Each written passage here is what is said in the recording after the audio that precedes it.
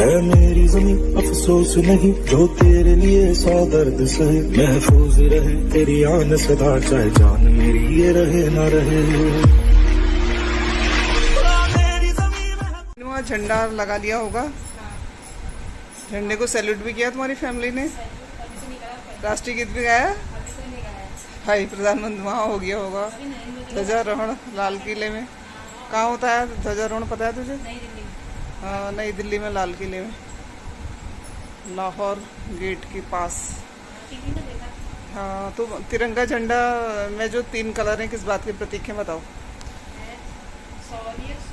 ना, केसरिया रंग है बलिदान, त्याग और शौर्य का प्रतीक, और सफ़ेद रंग है, सफ़ेद रंग सुख, शांति और सभी धर्मों के प्रति धर्मनिरपेक्षता का है। वो सभी धर्मों का आदर करो करके सफ़ेद रंग, समानता हो सब में, इसलिए सफ़ेद रंग बनाया गया है। और हरा रंग किस बात का प्रतीक है बताओ?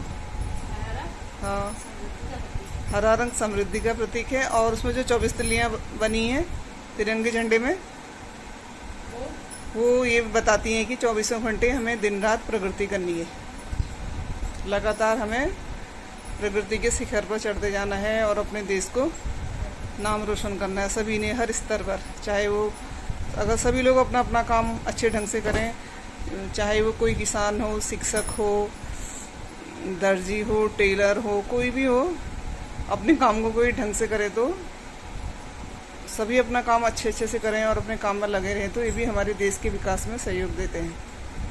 कोई भी काम छोटा नहीं होता है ना? अगर आप अपने घर में खेती बाड़ी कर रहे हैं, उसमें सब्जियां लगा रहे हैं, आप सब्जियों से आत्मनिर्भर हैं, तो वो भी आप देश के लिए काम कर रहे हैं। हाँ, बाजार में सब्जियां इतनी महंगी हैं, तो हम तो ये सब्जियों और इस पे अटक गए हैं तो इसको, चर्चा को आगे बढ़ाते हुए, कौन कौन से जो हमारे देश के जो अमर बलिदान शहीद लोग हुए, उनमें से किसको आप ज़्यादा प्रेरणादायक लगते हैं आपको? कौन कौन, उनके नाम बताओ। हाँ, जब मैंने स्कूल में, जब हम किताबें पढ़ते थे ना, तो मैं भी महात्मा गांधी से बहुत प्रभावित थी, और सत्य पे चलना, ये सब चीज़ें हमने अपने जीवन में उतार रखी थी उस टाइम पर। हैं? गांधी जी के बारे में क्या जानती हो? हाँ, और वो मार्क्सवादी विचारधारा का विरोध करते थे। उन्होंने सविनय और वो कहते थे कि हर क्षेत्र में, हाँ, वो धर्म निरपेक्षता का भी वो धारणा प्रस्तुत करते थे, और साफ सफाई, इन चीज़ों के बारे में भी। वो तो जो गंदे क्षेत्र होते थे वहाँ सफाई करने के लिए भी चले जाते थे वो। और सादा जीवन उच्च विचार वाली धारणा थी उनकी। कहाँ, इंग्लैंड से वो लॉ करके आए थे, उसके बाद भी उन्होंने सादा जीवन और उच्च विचारधारा की धारणा हम लोगों के सम्मुख रखी, सदा सत्य पे चलने का संदेश दिया है पूरे विश्व को। पूरे विश्व में उन्होंने इंडिया की पहचान बनाई है। हम भी जब वहाँ थे, जब हम इंडोनेशिया में रहते थे, तो हमने अपने बेटे को गांधी इंटरनेशनल स्कूल में ही पढ़ाया था। तो वहाँ विदेश में जब मैं गांधी जी की मूर्ति देखती थी, शुरू शुरू में मुझे अपने देश की बहुत याद आती थी, तो मेरी आंखों में आंसू आ जाते थे अपने आप गांधी जी की स्टैचू को देखकर एक अपनत्व सा लगता था, अपनापन विदेश में भी। तो ये ऐसे लोग हैं जो, जिन्होंने पूरे विश्व में ख्याति दिलाई है, और हम लोगों को बड़ा अपनत्व सा लगता था वहाँ पर जाके। इसलिए मैंने अपने बेटे का गांधी इंटरनेशनल स्कूल में डाला था हमने उनको। वहाँ पर देश के बड़े बड़े प्रेसिडेंट ये लोग ही आते थे, काफ़ी अच्छा स्कूल था। लेकिन वही है ना, मुझे लगता था कि इंडिया हमारा विश्व गुरु है, इंडिया में ज़्यादा अच्छी पढ़ाई होगी, इसलिए मैं उसे लेके यहाँ पढ़ा रही हूँ मैं अब अपने बेटे को। ये बात सच है कि इंडिया में पढ़ाई का जो स्तर है बहुत अच्छा है, और यहाँ के बच्चे बहुत हार्ड वर्किंग होते हैं, हार्ड वर्क करना जानते हैं, और रफ टफ लाइफ जी सकते हैं। वहाँ पर भी पढ़ाई बहुत अच्छी थी, बहुत अच्छा स्कूल था, सब कुछ बहुत अच्छा था। लेकिन स्कूल काफ़ी दूर था घर से, और काफ़ी टाइम उसका बस में ही निकल जाता था, इसलिए फिर हमने इसको यहाँ पर पढ़ाया है।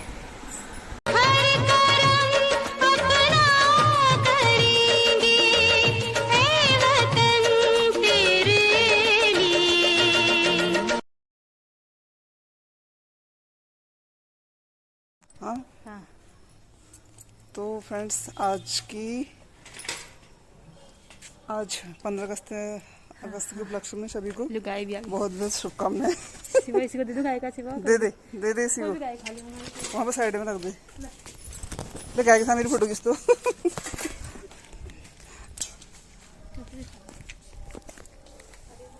ये तूने बीच रोड में रख दिया, साइड में दे दी ना, रोड गंदी हो जाती है। हाँ हाँ खाली कर दे इसको।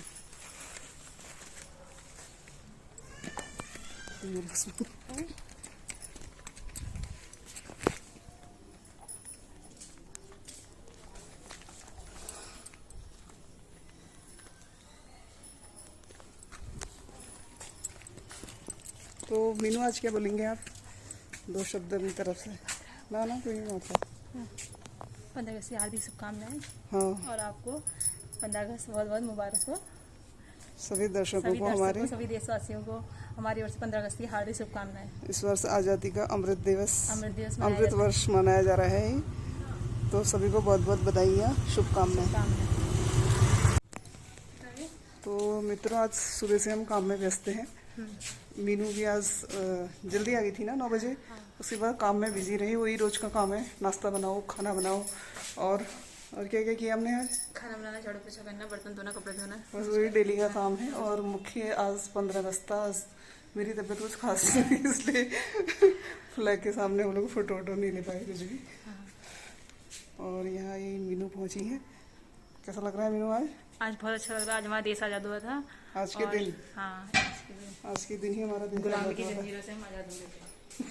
अंग्रेजों की गुलामी से। कितने साल रही है हम गुलाम, पता है तुम्हें? आज कौन सा वर्ष? 1857 को ईस्ट इंडिया कंपनी का भारत में आगमन हुआ, और धीरे धीरे उसने अपनी पैठ बना ली थी हमारे देश में। धीरे धीरे ईस्ट इंडिया कंपनी का शासन चलने लगा। उन्होंने और कंपनियां भी यहाँ पर बुलाई, और हमारे देश से कच्चा माल, जितना भी कच्चा माल होता था वो सस्ते दामों में खरीदते थे, और उन्हें बहुत महंगे रेट पर हमारे देश को भेजा जाता था। तो और जो वहाँ से जो सामान बेचते थे वो बहुत महंगा होता था। तो इससे हमारे देश की अर्थव्यवस्था डगमगा गई थी। और तभी फिर गांधी जी ने बाद में गांधी जी ने सबको ये याद दिलाया कि हमें आत्मनिर्भर बनना चाहिए, हमें अपने सब काम खुद करने चाहिए और दूसरे देशों पर निर्भर नहीं रहना चाहिए। अगर हम सारी चीज़ें, सभी सामान अपने देश में उत्पादन करें, प्रोडक्शन करें, तो हमें विदेशों से कुछ भी नहीं लेना पड़े, हम पूर्ण तरह आत्मनिर्भर बने। हमें ये कोशिश करनी चाहिए, और हमें विदेशी वस्तुओं का उपयोग कम करना चाहिए। आजकल भी हम देख रहे हैं, आजकल तो बहुत सारी कंपनियां इंडिया पे चली हुई हैं, उन्हीं का साबुन, उन्हीं का शैम्पू और वही सारी चीज़ें हम ले रहे हैं। हमें ये ध्यान रखना चाहिए अपने दैनिक जीवन में कि हम अपने देश की बनी हुई उत्पाद ज़्यादा से ज़्यादा उपयोग करें, ताकि हमारी देशवासियों की आय में वृद्धि हो और हमारा देश हर क्षेत्र में आत्मनिर्भर बने। और सन 1857 के बाद 1947 में हमारा देश आज़ाद हुआ, और 200 वर्ष तक हमारा देश गुलामी की जंजीरों में जकड़ा रहा। उसके बाद लोगों को स्वचेतना जागृत हुई होगी, कुछ लोगों पर समाज में आंदोलन किए। हमारे पुराने जो विद्वान और होशियार लोग थे, धीरे धीरे उन्होंने इस क्रांति को फैलाया, और बहुत ही मुश्किलों से अंग्रेजों, ये ब्रिटिश शासकों के चंगुल से हमारा देश आज़ाद हुआ, और हम चैन की सांस ले पाए। और आज भी हम अपने उन फौजी भाइयों के सभी ऋणदार हैं, क्योंकि उनकी सांसों से ही हमारे देश के जो लोग हैं उनकी धड़कनें चलती हैं। तो उन लोगों को भी बहुत बहुत धन्यवाद है, और हमारी तरफ से बहुत बहुत बधाई, शुभकामनाएं सभी को। तो फिर आप क्या कहेंगी इस बारे में? तिरंगा झंडा हवा से नहीं लहराता, फौजियों की सांस से लहराता है। हाँ, बहुत सही कह रही हो आप। हम सभी को जो हमारे भाई लोग फौज में है, उनकी रेस्पेक्ट करनी चाहिए, इज्जत करनी चाहिए। पहले से उन लोगों को बिल्कुल इज्जत नहीं मिलती थी ना, उनकी सैलरी अच्छी थी, सभी लोग उनको हुड्डू कहते थे, क्योंकि वो लोग समाज से कटे होते हैं, बॉर्डर और साइड में रहते हैं, तो उनको उतना आइडिया नहीं होता है समाज के बीच में कैसे क्या रहा जाता है। आजकल तो खैर सभी सिविलाइज्ड हैं, पुराने ज़माने की बात है, जो फौजी लोग होते थे लड़कियां उनसे शादी भी नहीं करना चाहती थी पुराने ज़माने में। तो आजकल तो फिर भी उनकी रेस्पेक्ट, इज्जत बढ़ गई है, लेकिन फिर भी हमें चाहिए कि हम तहे दिल से उन लोगों का हाँ, उन लोगों को रेस्पेक्ट दें, आदर दें और समाज में उनको ज़्यादा सम्मान दें। कौन कौन से शहीदों को याद करोगी, श्रद्धांजलि अर्पित करोगी? हाँ, लाला लाजपत राय, रविन्द्रनाथ टैगोर और भगत सरदार वल्लभ भाई पटेल, वो भी लौह पुरुष कहा जाता है उनको। महात्मा गांधी, जवाहरलाल नेहरू। हाँ, महात्मा गांधी, जवाहरलाल नेहरू, इंदिरा गांधी और राजीव गांधी, ये भी अच्छे नेता रहे हुए हैं। देश के विकास में लोगों ने भी सहयोग दिया है और तो हम इन सभी लोगों के ऋणी हैं, शुक्रगुजार हैं और इनकी तहे दिल से इनका शुक्रिया अदा करते हैं। आज हम इनकी वजह से चैन की सांस और आज़ाद इंडिया में हम अच्छी तरह से अपना जीवन बिता रहे हैं। आज के समय की सबसे बड़ी जिसको मांग कहेंगे, फिर से हम लोगों को एक सूत्र में बंधना है और समाज में समरूपता, एक समानता हमको में रहना चाहिए। और जो समाज में जो हमारे निम्न वर्ग के जो लोग हैं, उनके लिए भी प्रेम का भाव और उनका भी सम्मान और सपोर्ट करना चाहिए। जिससे बन पड़ता है, हमें जो हमसे निम्न स्तर के लोग हैं उनकी हेल्प और सहायता करनी चाहिए। और क्या होगी? चलो एक भजन, नहीं भजन थोड़ी गाना, एक देशभक्ति गीत का शुरू करते हैं।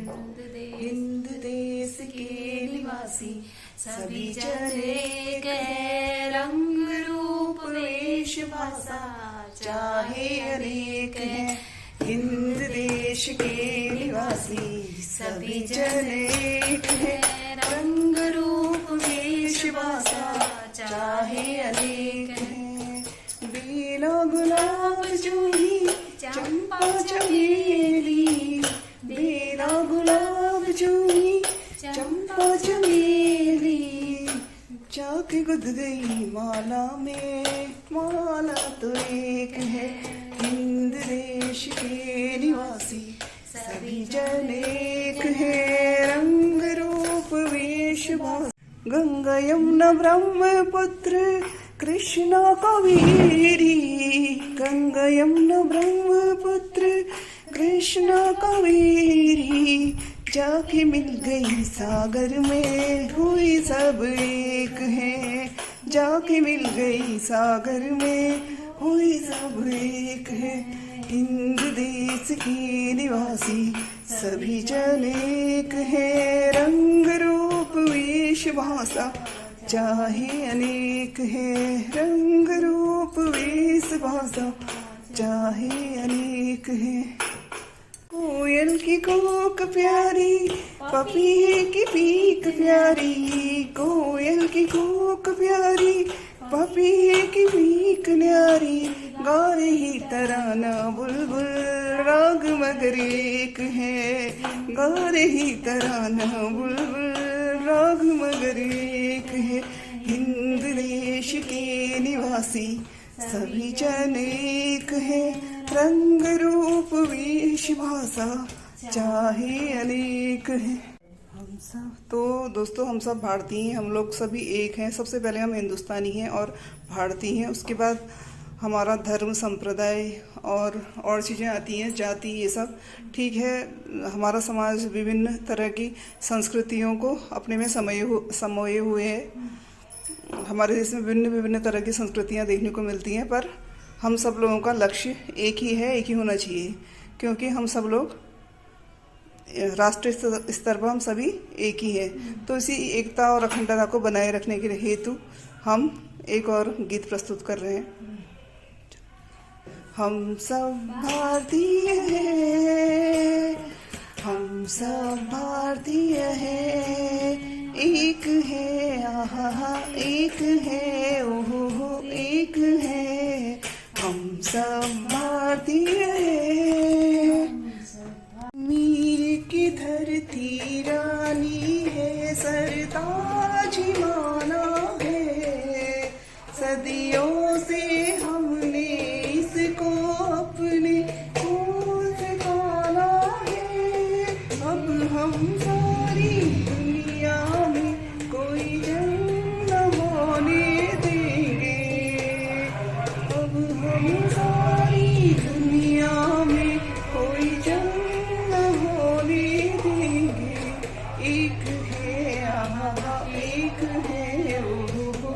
रहे, हम संभालती रहे।